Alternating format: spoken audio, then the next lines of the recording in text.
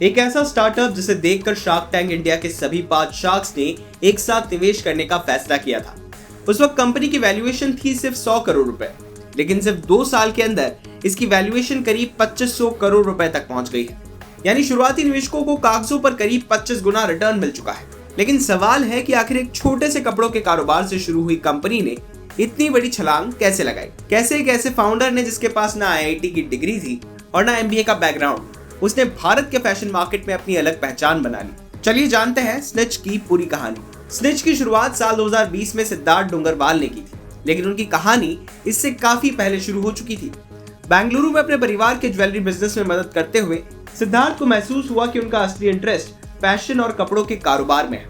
उन्होंने अपने पिता से एक खाली दुकान इस्तेमाल करने की अनुमति मांगी और वहीं से कपड़ों का छोटा कारोबार शुरू किया।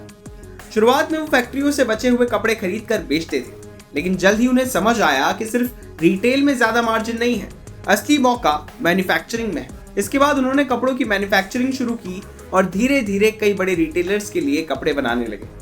कुछ सालों में उनका कारोबार 50 से 60 करोड़ रुपए के सालाना रेवेन्यू रन रेट तक पहुंच गया। लेकिन फिर आया साल 2020 जब कोरोना महामारी ने पूरी फैशन इंडस्ट्री को बदल दिया। कोरोना के दौरान जब रिटेल मार्केट प्रभावित हुआ और कई मैन्युफैक्चरर्स के पास भारी स्टॉक जमा हो गया, तब सिद्धार्थ ने एक बड़ा फैसला लिया। उन्होंने सोचा कि दूसरों के लिए कपड़े बनाने के बजाय सीधे ग्राहकों तक क्यों ना पहुंचा जाए। इसी सोच के साथ जुलाई 2020 में लॉन्च हुआ snitch.co.in। लेकिन स्निच की असली सफलता सिर्फ ऑनलाइन कपड़े बेचने से नहीं आई। कंपनी ने फैशन मार्केट की एक बड़ी समस्या को पहचाना। सिद्धार्थ ने देखा कि युवा पुरुषों को ट्रेंडी और स्टाइलिश फैशन चाहिए था, लेकिन उनके पास विकल्प सीमित थे। या तो महंगे ब्रांड्स के कपड़े खरीदें या फिर ऐसे कपड़े पहने जो ज्यादा स्टाइलिश नहीं थे। दूसरी तरफ बड़े फैशन ब्रांड्स की अपनी चुनौती थी। किसी नए डिजाइन को तैयार करने से लेकर बाजार तक पहुंचाने में उन्हें 3 से 6 महीने तक लग जाते थे। स्निच ने इसी समस्या को अपना मौका बनाया। कंपनी ने डिजाइन से लेकर बाजार तक पहुंचने की पूरी प्रक्रिया को काफी तेज कर दिया। जहां दूसरे ब्रांड्स को महीनों लगते थे, वहीं स्निच करीब 2 हफ्तों में नए डिजाइन बाजार में उतारने लगा। कंपनी हर हफ्ते नए स्टाइल लॉन्च करने लगी और तेजी से बदलते फैशन ट्रेंड को पकड़ लिया। यानी स्निच ने सिर्फ कपड़े नहीं बेचे, बल्कि फैशन को तेज बनाने का मॉडल बनाया। जब snitch shark tank India season 2 में पहुंचा तो कंपनी ने सभी का ध्यान खींच लिया। कंपनी ने शो में 1.5 करोड़ रुपए के बदले आधे % इक्विटी की मांग रखी थी, लेकिन बातचीत के बाद डील 1.5% इक्विटी पर फाइनल हुई। और सबसे खास बात यह रही कि शो के सभी 5 शार्क्स ने मिलकर कंपनी में निवेश किया। शार्क टैंक इंडिया में ऐसा कम ही देखने को मिला है कि सभी शार्क्स किसी एक कंपनी में साथ आए।